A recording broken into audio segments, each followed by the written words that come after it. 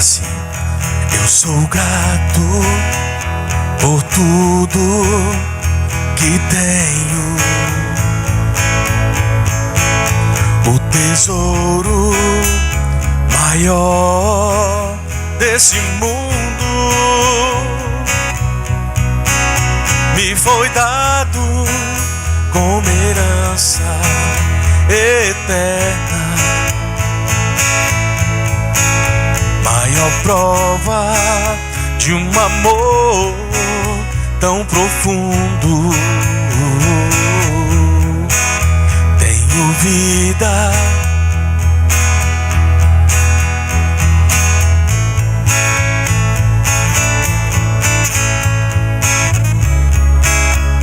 família, muitos irmãos. Foi Jesus, meu amigo verdadeiro, e fez tudo ao me dar a salvação. Nas palmas, louvarei ao Senhor em todo tempo. Seu louvor estará continuamente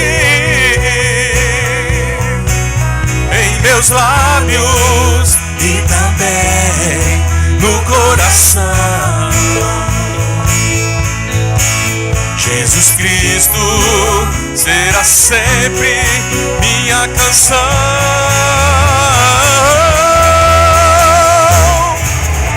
Santo, Santo, poderoso, que há de vir.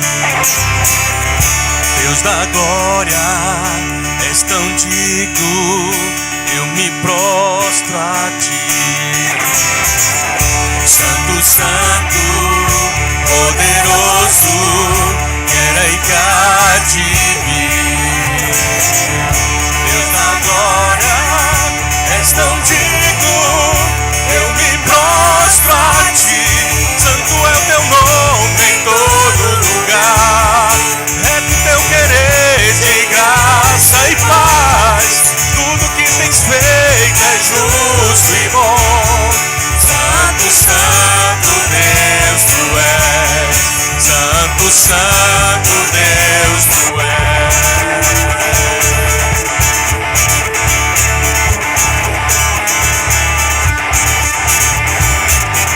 Santo, Santo, poderoso, que há de vir. Deus da glória, és tão digno, eu me prostro a ti. Santo, Santo, poderoso, que há de vir. Deus da glória, és tão digno, eu me prostro a ti. Santo, Santo é o teu nome em todo lugar, é do teu querer de graça e paz. Tudo que tens feito é justo e bom. Santo, Santo Deus tu és santo. Bem baixinho, mano, bem baixinho. Poderoso, poderoso, tu és digno, tu és digno de todo louvor. de todo louvor. Seguirei, seguirei seguirei teus caminhos, teus caminhos, te amarei te amarei pra sempre. pra sempre. E eu canto e louvo ao Rei que é digno. E eu danço, me prostro diante de ti. E eu canto e louvo ao Rei que é digno. E eu danço, me prostro diante de ti. Tu és meu Deus de paz, quero viver na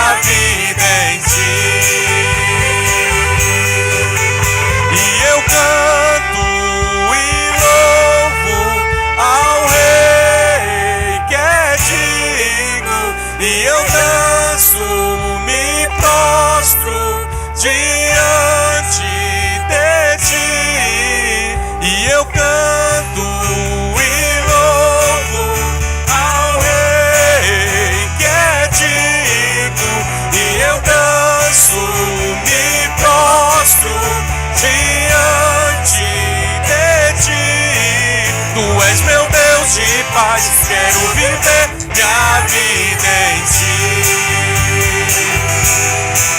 Tu és meu Deus de paz, quero viver minha vida em ti. Tu és meu Deus de paz, quero viver minha vida em ti. Aplauda esse Deus maravilhoso, deseja céus, sublime, justo e verdadeiro. Pode sentar, meu irmão. Como é precioso, irmão, estar bem junto a ti, e juntos lado a lado andarmos com Jesus e expressarmos o amor que um dia Ele nos deu pelo sangue no Calvário. Sua vida trouxe a nós a aliança do Senhor. Eu tenho com você, não existem mais barreiras em meu ser. Eu sou livre pra te amar, pra te aceitar e para te pedir, perdoa-me, irmão. Eu sou um com você, no amor do nosso Pai. Somos um no amor de Jesus. Eu sou um com você, no amor do nosso Pai. Somos um no amor de Jesus. Neemias capítulo 8. Hoje nós vamos falar sobre os primeiros frutos de avivamento. Os primeiros frutos colhidos pelo trabalho de Neemias, pelo trabalho de Esdras, pelo trabalho de outras pessoas que foram valorosas o bastante,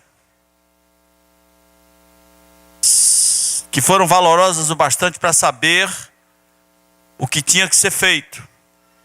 Mas como nós terminamos um pouquinho mais cedo, semana passada, você não pode ignorar Neemias 7, dos versos 70 a 73. Aqui comigo, irmãos, aqui comigo, só comigo. Neemias 7, de 70 a 73, que fala de que pessoas contribuíram para a construção do templo. Agora vai entrar no processo, não do muro, mas do templo, e pessoas contribuíram para a construção do templo.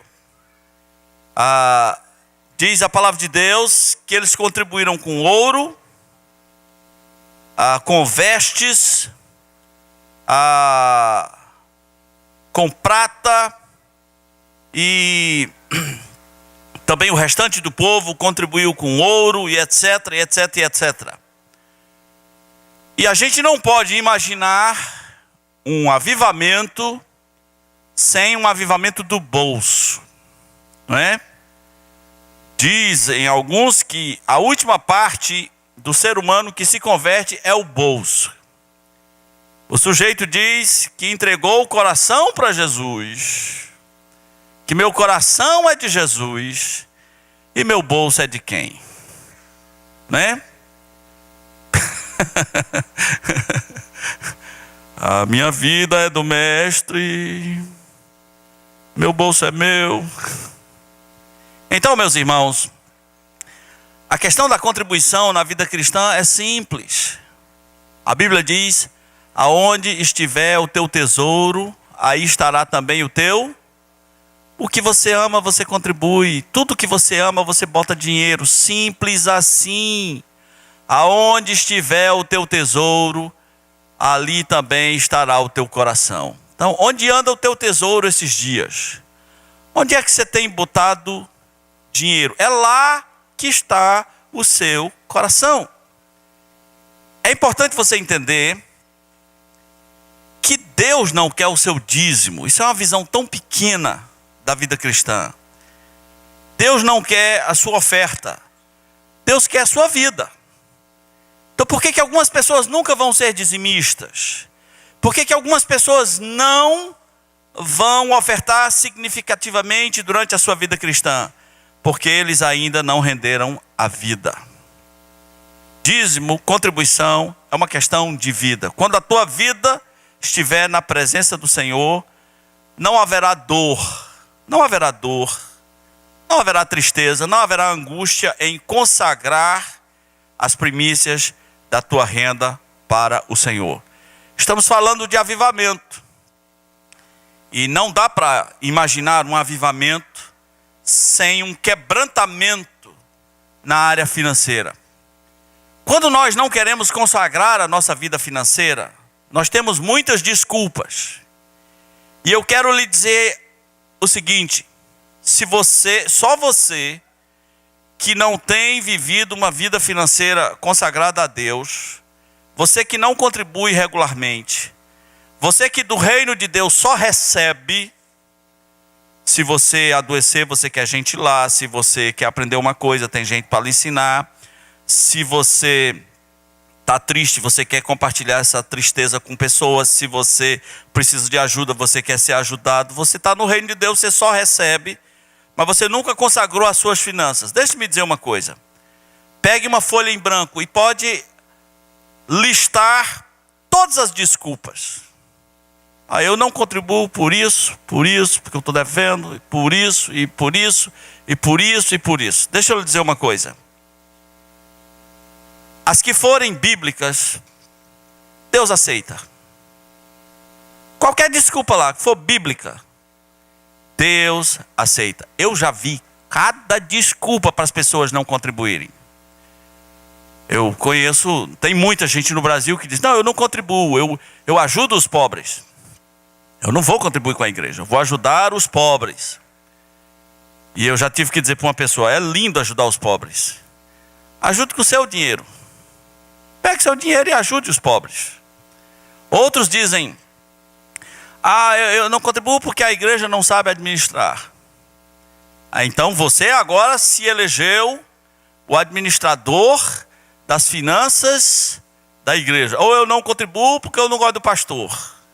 E desde quando o mandamento de Deus para você contribuir tem a ver com sentimentos? Deus disse: honra o Senhor com os teus bens e com as primícias da tua renda.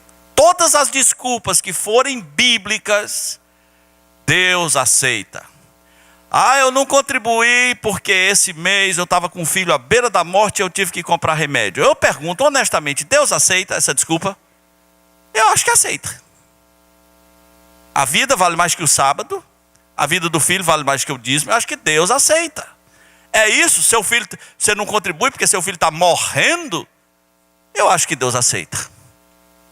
Mas quantos aqui estão com o filho morrendo? Eu quero conhecer todos hoje. Eu quero orar por você. Parece que não tem nenhum com o filho morrendo. Então você vai ter que ter outras desculpas. Você vai ter que ter outros argumentos para que você pudesse dizer assim: era uma questão de vida. De vida ou morte. Deus não é tão legalista a ponto de dizer: não, que seu filho morra.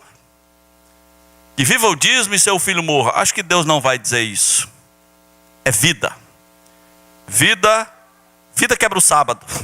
Vida quebra absolutamente qualquer coisa.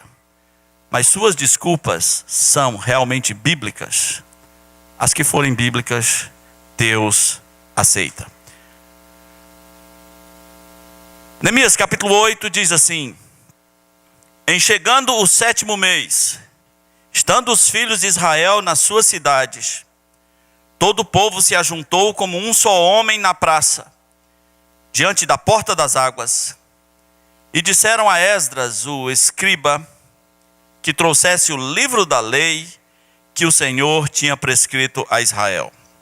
Esdras, o sacerdote, trouxe a lei perante a congregação, tanto de homens como de mulheres, e de todos os que eram capazes de entender o que ouviram. Era o primeiro dia do 7º mês. E leu no livro, diante da praça que está fronteira à porta das águas, desde a alva até ao meio-dia, perante homens e mulheres, e os que podiam entender, e todo o povo tinha os ouvidos atentos ao livro da lei. Esdras, o escriba, estava num púlpito de madeira, que fizeram para aquele fim.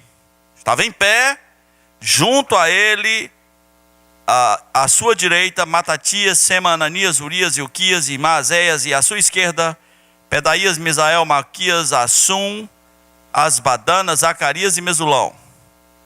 Esdras abriu o livro à vista de todo o povo, porque estava acima dele, e abrindo ele, todo o povo se pôs em pé. Esdras bendisse ao Senhor, o grande Deus, e todo o povo respondeu: Amém, amém. E tendo levantado as mãos, inclinaram-se e adoraram o Senhor com o rosto em terra. E Jesua, Benani, Serebias, Jamim, Acube, Sabetai, Odias, Maazéias, Quelita, Azarias, Josabe, Anã, Pelaías e os levitas ensinavam o povo na lei. O povo estava no seu lugar. Leram no livro da lei, diante de Deus, claramente, dando explicações, de maneira que entendessem o que se lia. Neemias, que era governador, e Esdras, sacerdote e escriba, e os levitas que ensinavam todo o povo, lhe disseram: Este é dia consagrado ao Senhor vosso Deus, pelo que não pranteeis nem choreis, porque todo o povo chorava ouvindo as palavras da lei. Disse-lhes mais: Ide, comei carnes gordas, tomai bebidas doces, enviai porções aos que não têm nada preparado para si, porque este dia é consagrado ao nosso Senhor. Portanto, não vos entristeçais, porque a alegria do Senhor é a vossa força. E os levitas fizeram calar todo o povo, dizendo: Calai-vos, porque esse dia é santo, e não estejais contristados. Então todo o povo se foi a comer e a beber, a enviar porções, a regozijar-se grandemente, porque tinham entendido as palavras que lhes foram explicadas. Amém? Temos trazido uma definição sobre avivamento. Avivamento é uma obra de Deus que leva o seu povo a temer a sua presença e a buscá-la intensamente, com um apego maior à oração e às escrituras, e com profunda convicção de pecados, produzindo frutos para a obra do próprio Deus. Antes de qualquer coisa, é uma obra de Deus. Eu não acredito que homens produzam avivamento. Eu não acredito que denominações produzam avivamento. Eu acredito que um avivamento verdadeiro é obra de Deus.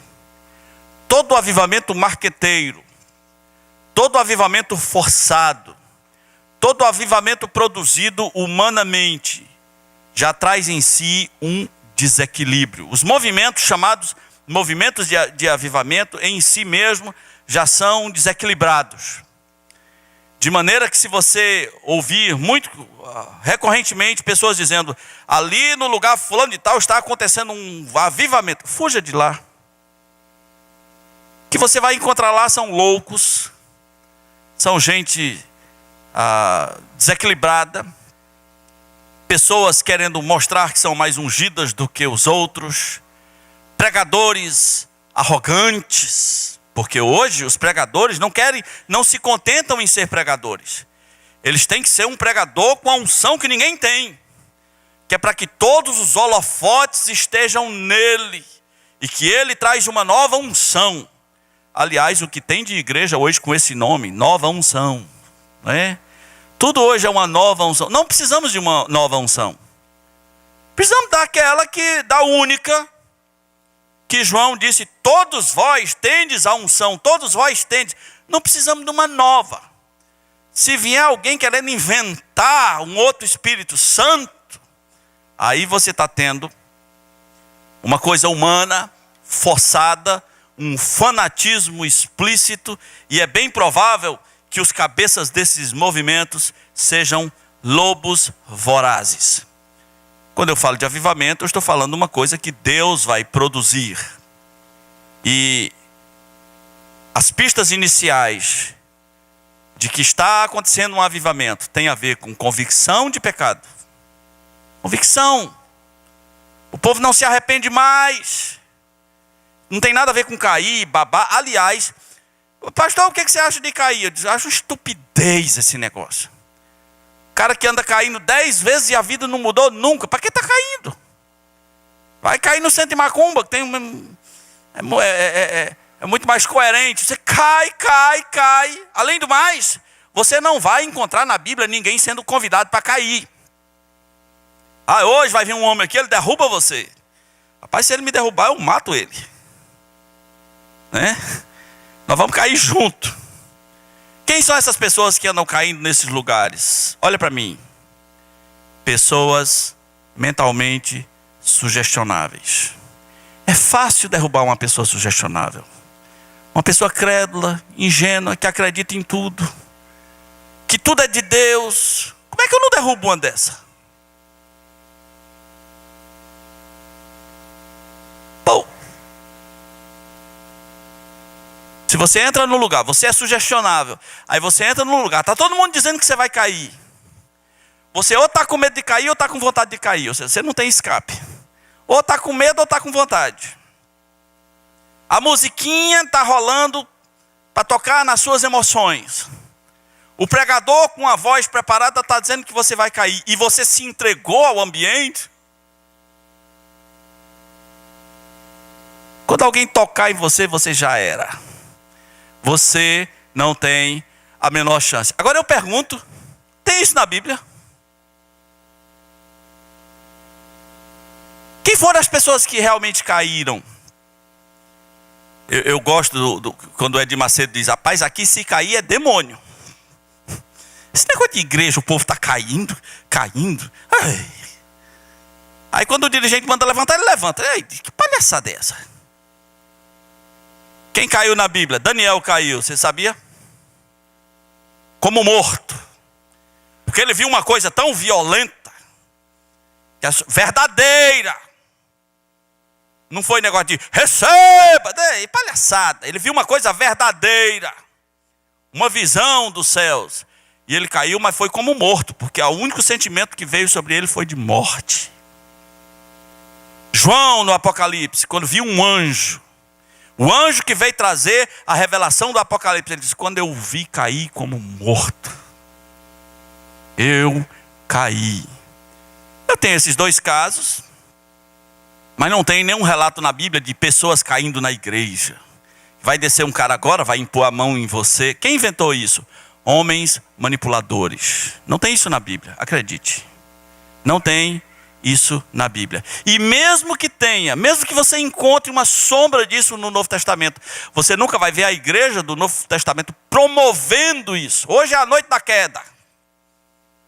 Na hora que eu soprar, você cai. Não tem isso na Bíblia, meus irmãos. Homens manipuladores inventam estas coisas.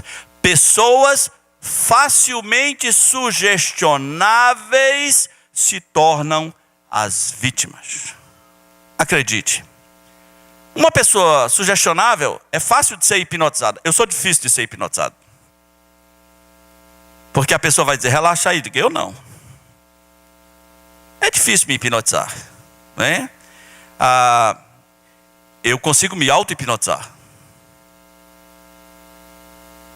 Qualquer hora, em qualquer lugar que eu quiser dormir. Eu tenho mentalmente uma caverna virtual onde eu entro. Lá dentro é escura. E tem música de Richard Clayderman. E vai tocando, vai tocando. Tem borboletas coloridas que aparecem. E eu só preciso de 3 minutos. Não é? Eu tenho outras técnicas. Eu já me auto-hipnotizei dentro da Petrobras, o barulho de um motor da Petrobras. Eu dormi do lado. Mas isso sou eu comigo mesmo. Ninguém vai dizer, vem cá. Vai cair agora. O que é isso, rapaz?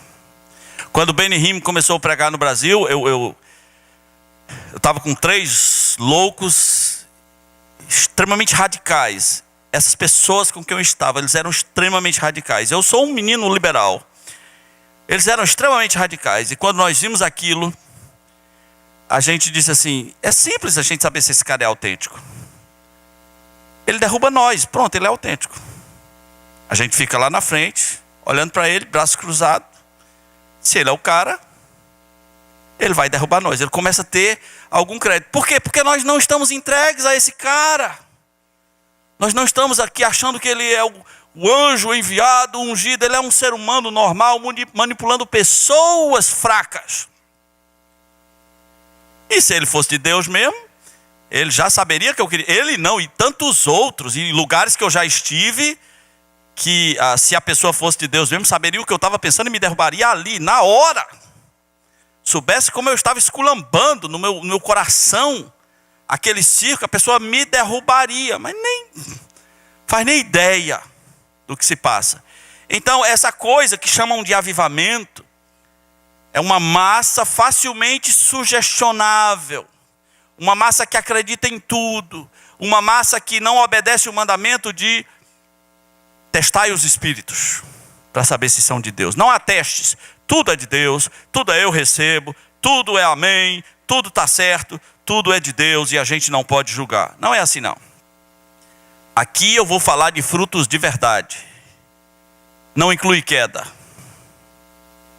Não inclui queda, mas inclui coisas muito sérias que precisam acontecer no meio do povo de Deus. O primeiro deles é a unidade. Diz a palavra de Deus que o povo se reuniu como um só homem na praça. Estavam todos com o mesmo propósito. O Novo Testamento bate muito na questão da unidade da igreja. Em Filipenses 2, Paulo chega a dizer que devemos ser unidos de alma, lutando juntos pela fé evangélica. E é muito fácil quebrar a unidade. Geralmente, gostos, culturas, preferências, picuinhas, simpatias ou antipatias quebram a unidade do povo de Deus. Quais são os princípios que deveriam reger a unidade do povo de Deus para que a gente fosse sempre um? Aconteça o que acontecer, seremos um. Aconteça o que acontecer, seremos um. Em primeiro lugar, o princípio do amor. Colossenses 3, que fala tanto de unidade, na seção de 12 a 17, diz, acima de tudo isso esteja o quê? O amor, que é o vínculo da perfeição. Acima de tudo isso. Quando aconteceu a reforma protestante, um homem chamado Philip Melanchthon, conhecido como teólogo da reforma, um companheiro de Lutero, ele observou que já havia muita diversidade. Naquele movimento incipiente já havia muitas cabeças diferentes. E ele tem uma frase famosa que diz mais ou menos assim: naquilo que é consenso, unidade. Naquilo que há diversidade, tolerância. E acima de tudo, amor. Acima de tudo, amor. Por que a marca do movimento de igrejas hoje no Brasil vai ser, com o passar do tempo, a falta de unidade? Porque talvez nós esquecemos que o vínculo da perfeição é o amor. Talvez eu não ame o suficiente para lutar por unidade. Em segundo lugar, um princípio que deve reger a unidade é a maturidade. Porque pessoas maduras são maiores do que coisas pequenas. Você entende isso? Pessoas maduras são maiores do que coisas pequenas. Muitas vezes pessoas quebram a unidade e deixam sua igreja por causa de uma coisa pequena. E aí eles vão para outro lugar. É uma questão de tempo para que nesse outro lugar aconteça a mesma coisa. Porque esse mundo, meus irmãos, não é uma via única, a vida não é estável, as coisas não estão acontecendo só do jeito que eu quero toda hora, até em família. Você deixa a sua família por causa das pequenas coisas? Tem costumes que os filhos aprendem, e que a gente ensina 3, 4, 5 anos seguidos e parece que não entrou nada. E aí eu vou deixar os meus filhos por causa disso? Eu tenho um filho, por exemplo, ele não consegue escovar os dentes sem ser girando pela casa.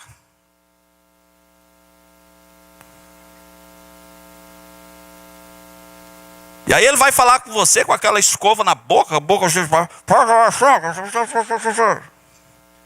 Meu filho, onde foi que você aprendeu isso? Aí amanhã, de novo. Depois da manhã, de novo. Meu filho, está aqui é o espelho. Pare aqui, escove seus dentes. Olhe para você escovando os dentes.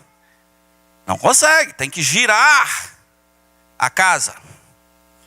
É feio? Feio pra caramba. Qual é deles? Não digo. Até a morte, não digo. Quem quiser casar vai ter que descobrir. Eu vou deixar meus filhos, vou quebrar a unidade com meus filhos. Não, porque acima desse costume horrível, existe uma coisa maior que me liga a ele, chamada amor. O que liga você aos seus irmãos? Algumas pessoas ainda não entenderam que a igreja é uma linha de elos de amor. Meus irmãos têm problema? Sim. Alguns macabros, alguns escabrosos. E eu vou deixá-los por causa disso? Não, porque acima de tudo isso esteja o amor, que é o vínculo da perfeição. E pessoas maduras se tornam maiores do que coisas pequenas. Pessoas pequenas serão sempre pequenas. A unidade também deve ser regida pela edificação. 1 Coríntios capítulo 14, versículo 26, Paulo diz: o que vão fazer, irmãos? Quando vocês se reúnem, um tem línguas, outro tem profecia, um tem salmo, um tem doutrina, seja tudo feito para a edificação. E olhe que ele estava falando mal de línguas. Ele estava falando mal de línguas. Ele diz: mas quando vocês se reúnem aí entre os coríntios, um de vocês tem línguas, o outro tem salmo, o outro tem doutrina, o outro tem ensino, o outro tem isso, o outro tem aquilo, seja tudo feito para a edificação. Nos dias de hoje, atenção, nos dias de hoje, num país como o Brasil, dificilmente você vai encontrar uma igreja que se encaixe 100% nos seus gostos. Nos seus gostos estéticos. Algumas pessoas chegam aqui na nossa igreja e dizem: mas isso aqui não parece igreja. Eles entram ali fora e dizem: não parece igreja. Aleluia. Nós não queremos parecer igreja. Mas para algumas pessoas seria bom umas janelas com vitrais medievais, né? Umas coisas, uma frente com um bico parecendo capelinha, para lembrar os seus tempos de catolicismo. As pessoas têm essas ansiedades, esses desejos. Algumas pessoas dizem: aqui não tem banco, não parece igreja. Sim, mas não é para parecer. Porque nada na Bíblia é para parecer igreja. Nós somos chamados para ser. Às vezes as pessoas querem tanto parecer que esquecem de ser. Igreja não é um prédio. Qualquer prédio que as pessoas construírem vai ficar, sabe para quem? Para o anticristo. Eu quero construir uma coisa para o anticristo? Não estou muito afim, não. Não, vai ficar para quem? Para o anticristo. Mas algumas pessoas, se não tiverem... Outro dia eu entrei numa igreja, ela não só tinha todo esse formato medieval, como eu olhei os bancos, a quina do banco fazia lembrar uma capela medieval. Digo, Jesus! Nem os bancos escapam, tudo tem que lembrar alguma coisa. Gótica, medieval, católica, né? De idade média. Você não se libertou ainda não? Mas se você não se libertou, você pode deixar a igreja por causa disso. Lá onde você chegar vai ter outra coisa que você também não gosta. Ah, eu não gosto da música. Ah, eu não gosto como as pessoas se vestem, não. Aqui as mulheres vêm de calça. Melhor que vir sem calça, né? Aqui as mulheres vêm de calça, que coisa horrível. Mas vem de calça. Que coisa, eu vi um senhor, um avô ali de bermuda, coisa feia. Você pode não gostar da roupa das pessoas, né? Você pode não gostar do estilo do pregador. Você não vai ter nenhuma igreja que se encaixe 100% nos seus gostos. Não vai, absolutamente não vai. Se no passado isso já era difícil, imagine no Brasil hoje, um país multirrítmico, multicultural, de cores múltiplas, de costumes múltiplos. E você pode estar querendo uma igreja à sua imagem e semelhança. Seria melhor você desejar uma igreja à imagem e semelhança de quem? De Jesus. De Jesus. Ah, eu não gostei daquela música. Não gostei. Não gosto daquela música. O problema é o seguinte: quantos se edificaram com aquela música? A Bíblia diz, seja tudo feito para edificação. Talvez 90% se edificou, só você ficou beiçudo. Então o reino de Deus é sobre você, o reino de Deus é em torno de você, tudo seja feito para edificação. Na unidade também nós temos que ter foco. Meus irmãos, o foco é a glória de Deus.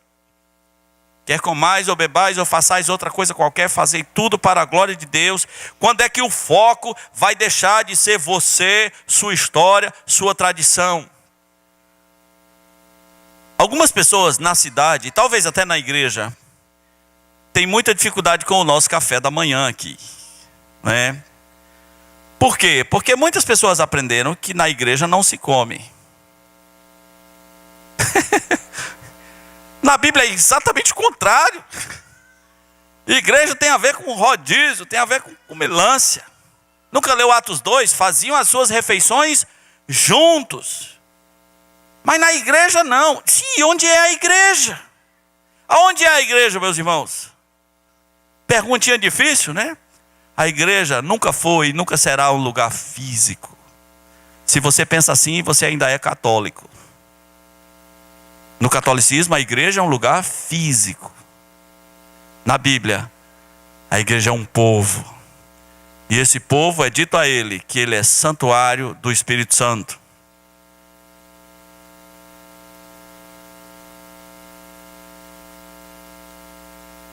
Então o primeiro grande fruto foi unidade.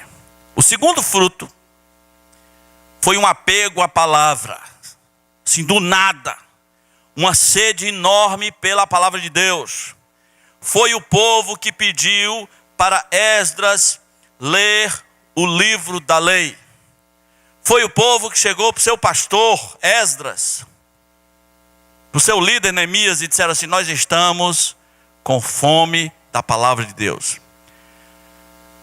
Aí a gente fica pensando em pessoas que não aguentam um culto de 2 horas. Bom assento, ar-condicionado, né? Quando Esdras leu, em primeiro lugar o povo estava em pé. O povo estava em pé, em pé. Você aguentaria passar todo esse culto em pé? Eu dou o desconto. O povo em pé, e a leitura do livro durou quantas horas? Ela durou da alva até o meio-dia.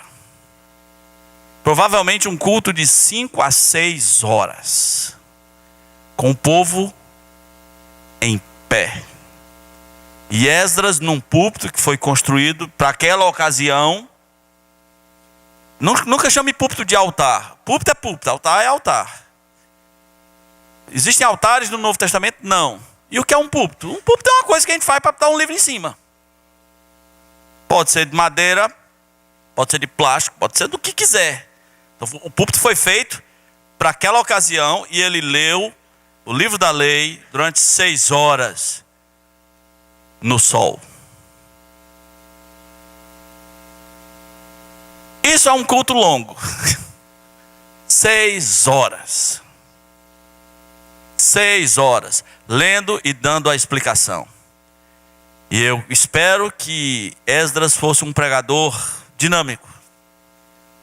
Porque ouvir um pregador dinâmico por 6 horas é ruim. Eu já ouvi um por 4. O pastor Davi Rett falou que uma vez estava pregando na Rússia. Ele pregou umas 3 a 4 horas. Quando terminou, aí alguém falou assim: o povo quer mais. Por quê? Porque a Rússia estava saindo daquele regime fechado e agora o povo estava com sede, com fome da palavra de Deus. Eu já ouvi um homem por 4 horas seguidas. 6 horas no sol. Por que aconteceu isso? Por que aconteceu isso? Porque o povo estava desejoso de ouvir a palavra de Deus. Olha o que diz no fim do versículo 3. E todo o povo tinha ouvidos atentos ao livro da lei. Os seus ouvidos ainda estão atentos, meus irmãos, à palavra do Senhor. Esse foi o segundo fruto. O povo se apegou à palavra. O terceiro fruto é muito estranho para nós. Eu tenho algumas décadas de cristão. Nessas minhas décadas de cristão, aprendi a viver com conflitos, coisas que são exaltadas em um certo grupo, são temidas em outros grupos, são vistas com medo, com uma certa indiferença e até com ódio em outros lugares. Então eu vou lhe dizer uma coisa que surgiu aqui, que não é muito comum da gente ver, que eu vou chamar aqui de adoração coletiva. Quem me conhece sabe o conceito que eu tenho ensinado de adoração. Adoração, ao pé da letra, na Bíblia, é você prostrar-se diante de Deus e geralmente dizer coisas a respeito de Deus. Não pedir coisas, dizer coisas. Bem dizer Deus. A essência de adoração é isso. Não tem nada a ver com música, não tem nada a ver com pedidos, tem a ver com pessoas quebrantadas e prostradas, se ajoelham e dizem coisas, e exaltam a Deus. Isso é adoração. E eu recomendo que você faça isso periodicamente na sua vida. Que é bom, que é importante. E quase todas as vezes que a Bíblia menciona adoração, ela está mencionando isso. Quando o diabo pediu a adoração de Jesus, ele pediu isso. Ele disse: tudo isso te darei se prostrado. Ele não queria em pé, ele queria prostrado. Tudo isso te darei se prostrado me adorares. Aqui em Neemias nós tivemos uma adoração, foi genuína, e dentro da cultura dos hebreus, mais genuína ainda. Olha o que aconteceu. Versículo 6 diz: Esdras bendisse ao Senhor. Quer dizer que ele disse coisas de elogio a Deus. Esdras bendisse ao Senhor, o grande Deus, e todo o povo respondeu: amém, amém. E levantando as mãos, inclinaram-se e adoraram o Senhor com o rosto em terra. Meus irmãos, quem conseguiu esse feito? Quem conseguiu levar o povo a tal quebrantamento? Foi o próprio Deus. Às vezes coisas estranhas acontecem em lugares, mas elas não aconteceriam sem manipulação. Sem líderes manipuladores, sem um ambiente preparado. Aqui simplesmente o povo, ao ver Esdras bendizendo ao Senhor, o povo disse amém, levantou as suas mãos e adorou ao Senhor com o rosto em terra. Qual o significado do quebrantamento? Qual o significado do prostramento? É o sentimento de que você é pequeno, de que há um Deus grande a quem a tua vida pertence. E você reconhece isso e você se rende a esse Deus, você rende a sua vida. Esse prostramento, essa adoração é exatamente aquilo que o ateu sabe, que no dia que admitir que há um Deus, tem que admitir também que a sua vida pertence a esse Deus. E por ele não querer isso, o ateísmo é uma fuga. Na verdade, o ateu é uma pessoa que morre de medo de crer. Mas as suas palavras dizem o tempo todo que ele crê. Eu estava vendo um debate semana passada, 2 jovens debatendo na universidade, Deus existe. E um ateu se levantou e disse, olha, nós temos que pensar em milhões de anos, porque nosso cérebro não foi projetado para pensar em longa escala. Aí eu pensei assim, projetado? O ateu está dizendo que o cérebro foi projetado? Por quem? Nosso cérebro não foi projetado para pensar em larga escala. Quem projetou? Ele diz o tempo todo que Deus existe. Depois levantou-se um português na plateia e disse assim, ora pois eu estou inventando. Ele disse, olha, quando Cabral chegou aqui, e Pero Vaz de Caminha escreveu uma carta para os portugueses, ele disse que os índios estavam nus, e apesar de estarem nus e não serem cristãos, tinham bons princípios morais. E esse português disse assim, eu acredito que esses princípios morais não foram dados por Deus, mas pela consciência. Aí eu me perguntei, de novo, outro furo? A consciência é invisível. Como é que ele pode provar que a consciência existe? Onde foi que ele fotografou que existe um negócio chamado consciência? Ele não crê no Deus invisível, mas ele crê que existe uma consciência. Que se eu perguntasse assim, onde é que ela está?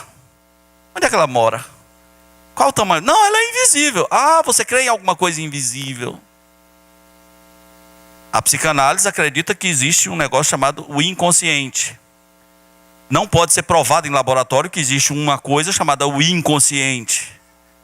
Mas acredita-se em coisas invisíveis.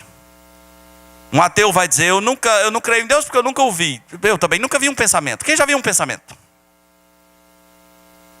Alguém foi estúpido bastante para dizer, os astronautas foram aos céus e não viram Deus. Eu digo, bom, eu posso abrir a sua cabeça com machado e eu não vou ver nenhum pensamento.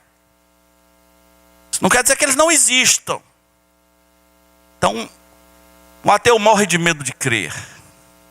Ele morre de medo de crer, porque ele é orgulhoso demais para um dia adorar. Para um dia dizer, eu me rendo, eu me quebro.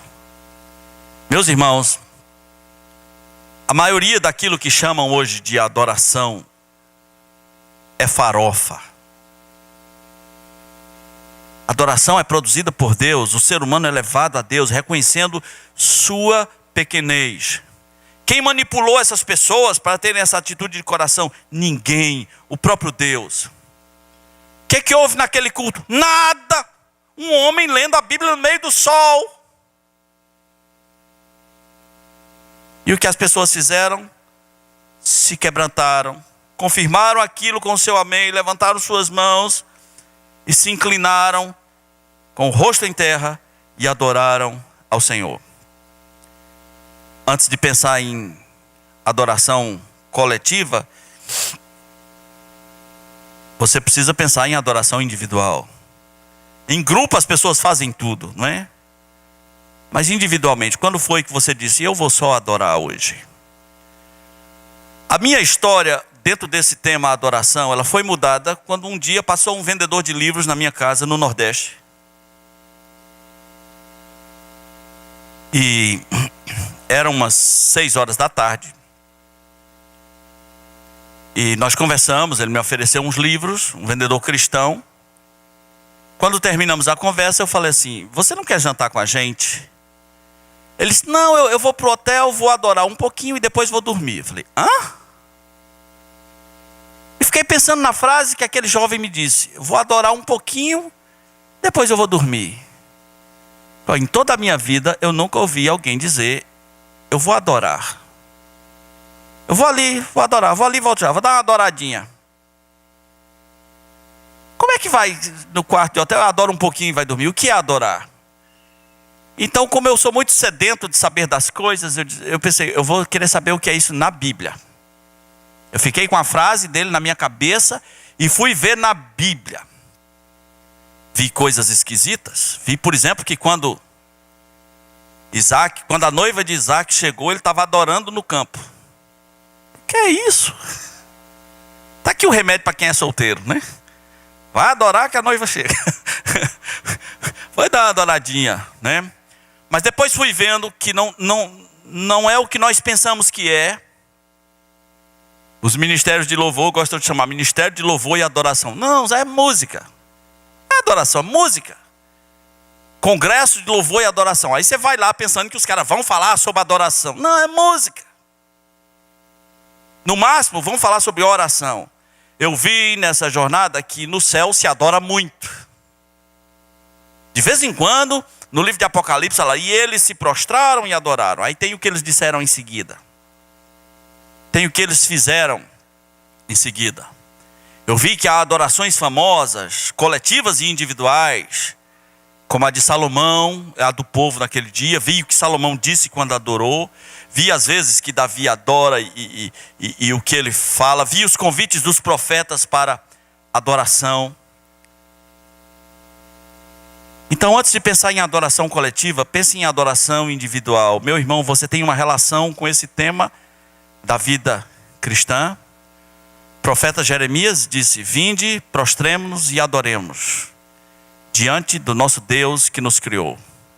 O que eu preciso fazer quando eu for adorar? Quase nada. Você só precisa parar tudo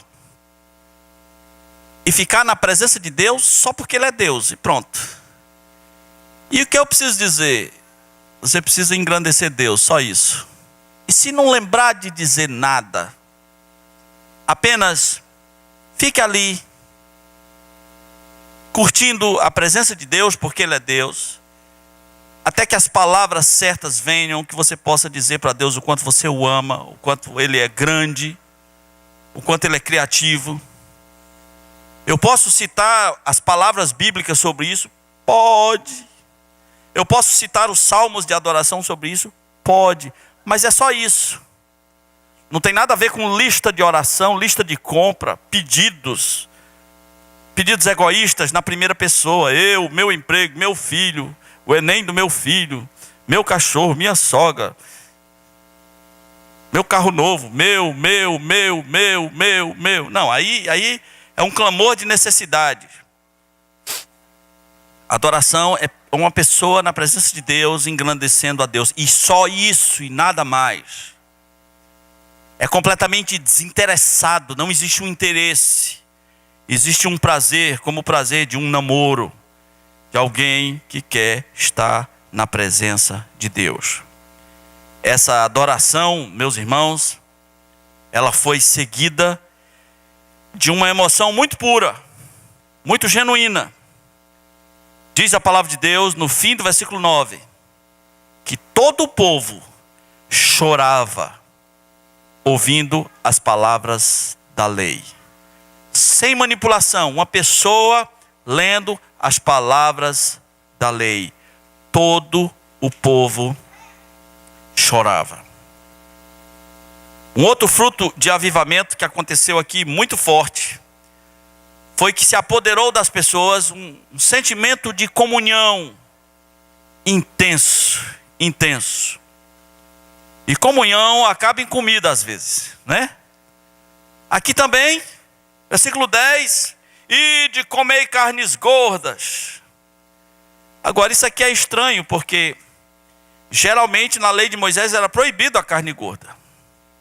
Isso dá um grilo na minha cabeça. A gordura era proibido, gordura e sangue. Quem briga pelo sangue tem que lembrar que é gordura e sangue, tá? Aquela picanha daquele jeito não podia na lei de Moisés.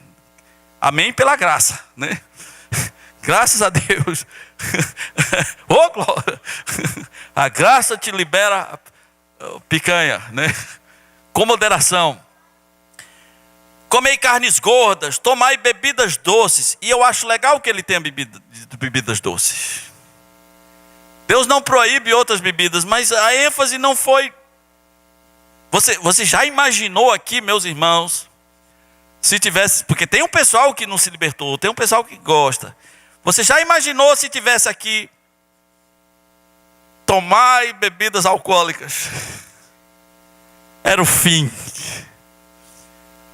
Por alguma razão, Esdras disse: irmão, vai de suco. Talvez o povo estava tão eufórico que de repente ficasse bêbado, né? Ele disse: irmão, vai tomar bebidas doces. Enviai porções ao que não tem nada preparado para si, porque este dia é consagrado ao Senhor. Portanto, não vos entristeçais, porque a alegria do Senhor é a vossa força. Versículo 12 diz que todo o povo se foi a comer e a beber. Oh, coisa boa. Todo o povo se foi a comer e a beber, mas não egoisticamente. A minha esposa tem um negócio que eu critico muito, mas ela está certa. Eu acabo me quebrantando.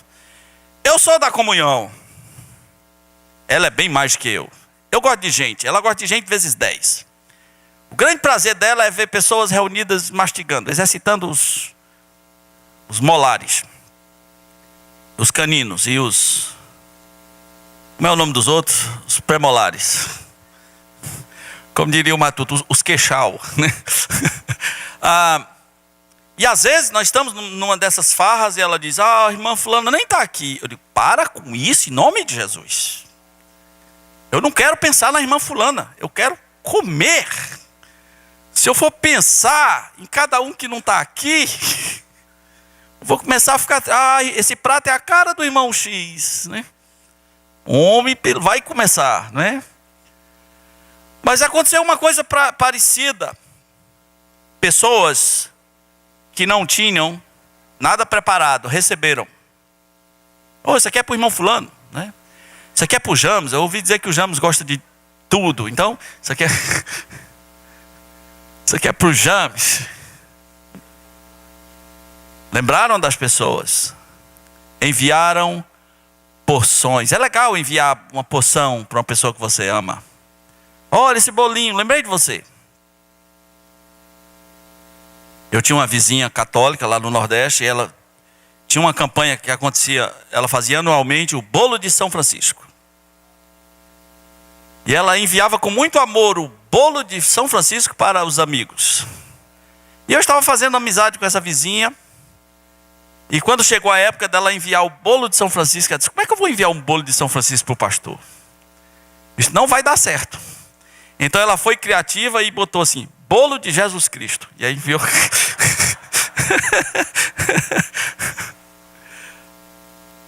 Olha, e esse bolo de Jesus Cristo estava bom. Às vezes o católico é mais estratégico do que o crente, né? Que loucura. Qual foi a última vez que você mandou uma porção para alguém? Qual foi a última vez que você convidou alguém para comer na sua casa?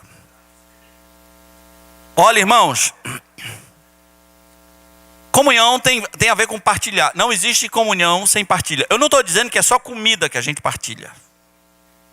Mas você tem que checar de tempos em tempos se você é um descomunhado. Eu sei que a palavra está estranha. O descomunhado é alguém que não tem muita comunhão. É só perguntar assim: com quem eu ando? Com quem eu partilho a palavra de Deus? Com quem eu me reúno? Com quem eu oro? Com quem eu choro e com quem eu como? Então, se é sozinho, lamento dizer, meu irmão, você é um descomunhado. Se você é do sexo feminino, você tem que admitir, você é descomunhada. E o que os descomunhados deveriam fazer? Se arrepender. Deus me chama a comunhão. A Bíblia diz que a nossa comunhão é com Deus, o seu Filho Jesus Cristo e os nossos irmãos. Uma das palavras mais lindas da Bíblia: comunhão, a koinonia, o partilhar. Não é só para partilhar comida não, porque tem gente que só sabe ter comunhão se tiver comida. Tem aquela pessoa que você diz, rapaz, passa lá em casa amanhã. Ele pergunta, o que tem para comer?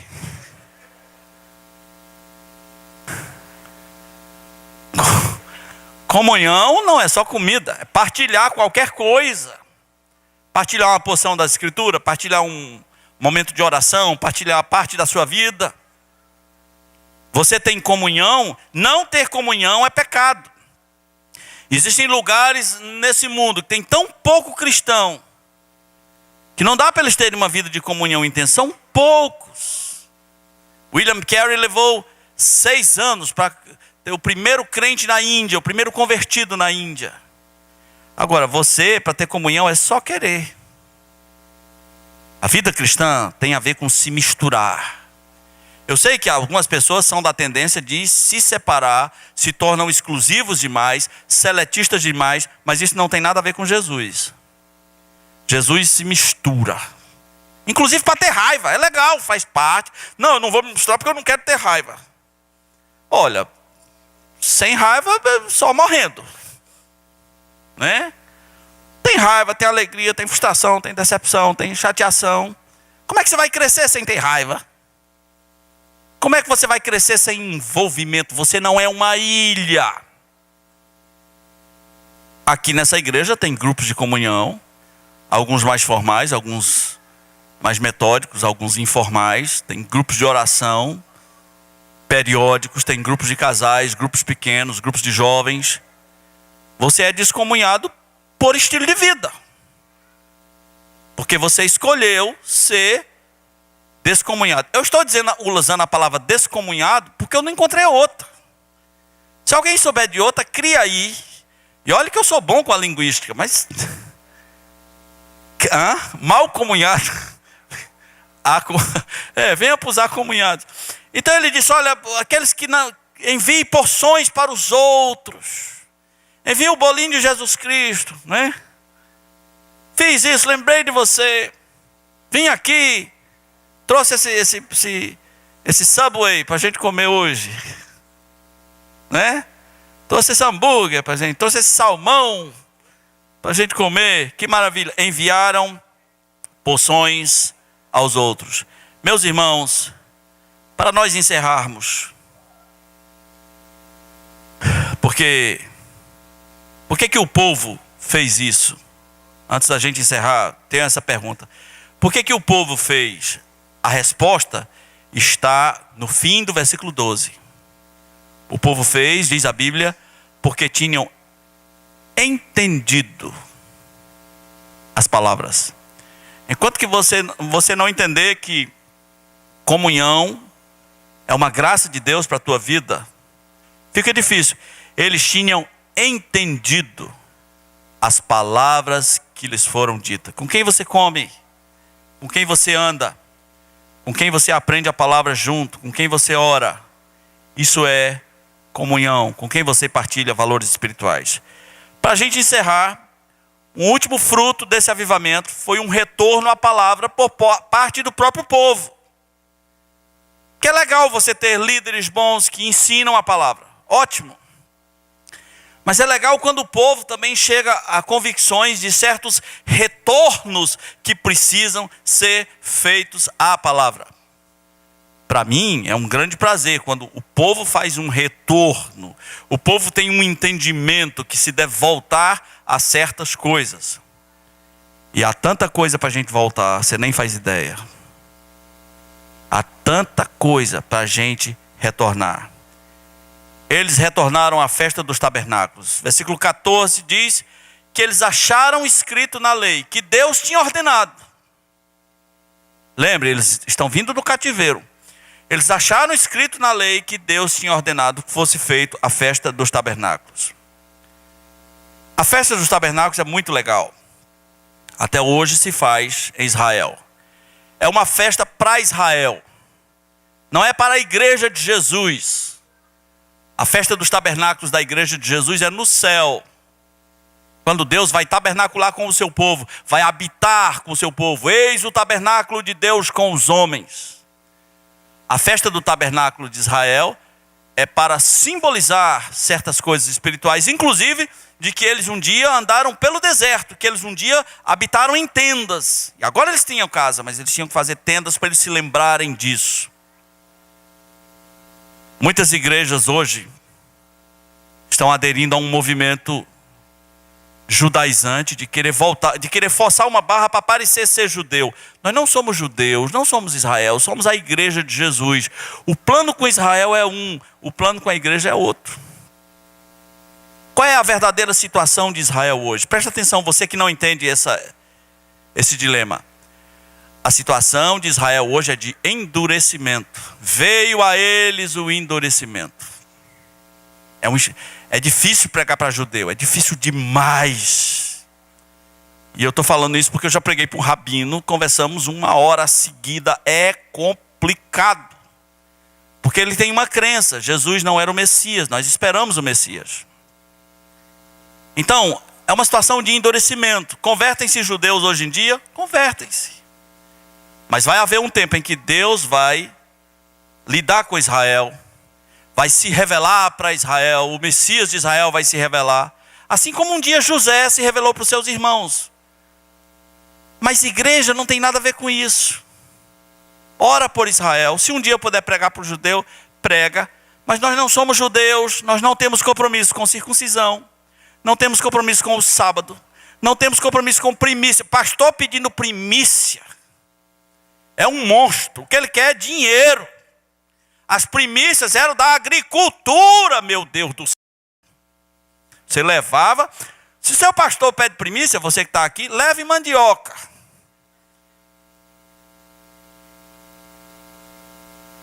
Ele teria que pegar essas mandiocas e mover perante o Senhor, para que a tua colheita fosse abençoada.